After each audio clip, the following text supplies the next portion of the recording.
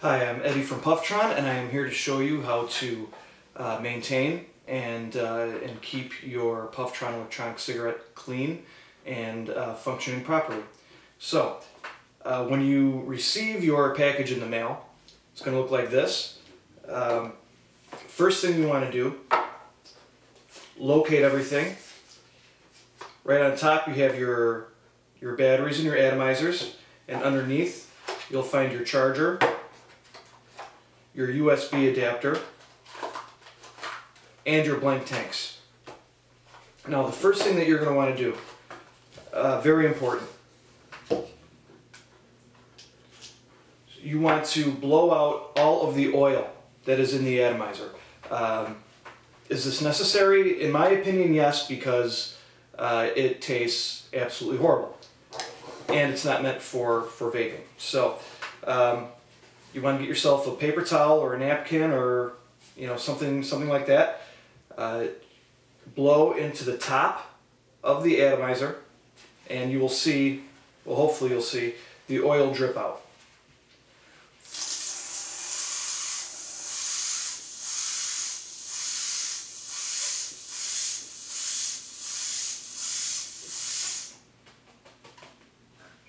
And that's it. You want to take your paper towel and just get it in there and make sure you have all the residual oil off of the atomizer. Go ahead and screw the atomizer onto the battery. Take your blank tank. Now, if this is the first, if you've just taken the blank tank out, it's going to have a seal. So you're going to need to pierce that seal. To do that, just stick it into the atomizer. You'll hear a click. Do it a couple times just like this. Make sure it's open pretty well. And there we go. Next thing you're going to want to do is take your e-juice.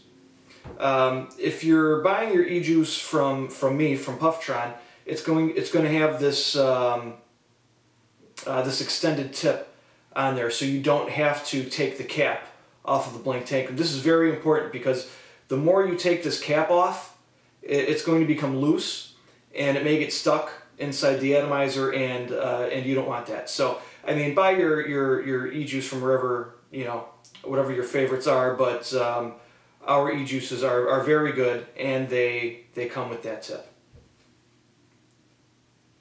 Stick the tip in. Fill it up to about the top, and if you leave it in, when you let go, it's going to suck some of that juice back in. And that's so you don't overfill the tank. It's another good feature about the tip.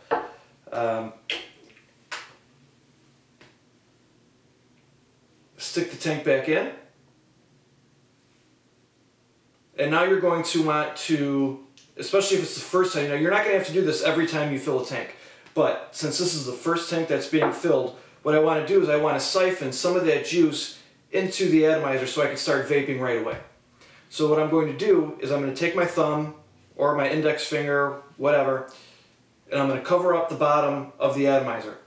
I'm going to suck on the tank, and I'm going to release with my thumb, and that should get the juice flowing.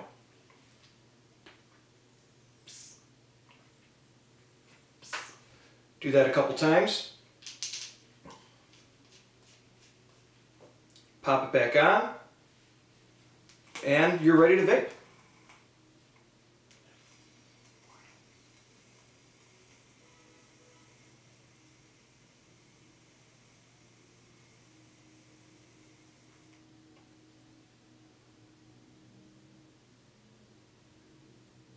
Now, one thing about atomizers is that they take a couple days to really to break in. After you're using it for a couple days, you're going to see the vapor production is going to increase, and the juices will start tasting a lot better, and it's going to be very enjoyable. You're never going to want to go back to a cigarette.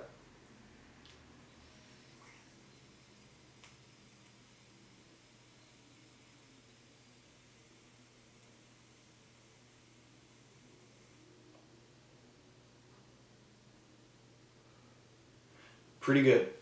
So now to clean your atomizer after you've had it for a little while, I suggest if you're going through a tank or more a day, then I suggest every other day you do the same thing that we did when we first took it out of the box. Take it off the battery, blow it out just like you did before, and start from scratch, and that will clean the atomizer. Another thing you might want to do is after you've blown it out, put the atomizer back on without the tank and just dry burn it a couple times. Not for long, not more than a second or two. And just do that a few times, get all the residual e-juice or oil out of the atomizer. And then, just like before, stick it in, siphon it through, and you're good to go.